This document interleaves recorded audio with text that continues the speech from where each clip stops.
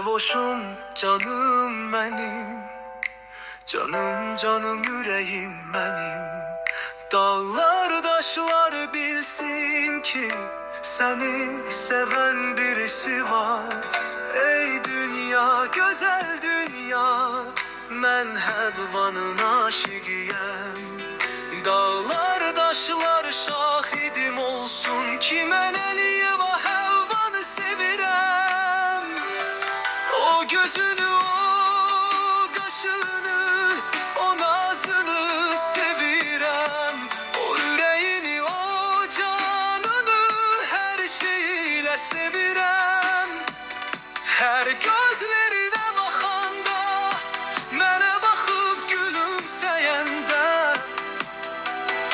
ürəyimdə deyirəm yaxşı ki səni sevmişəm.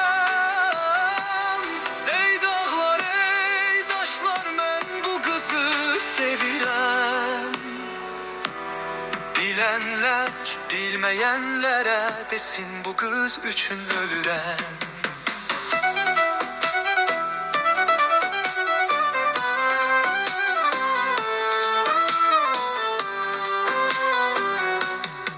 Bu sevda ömrü boyu dönmez mor. Her sözünde bir nağıl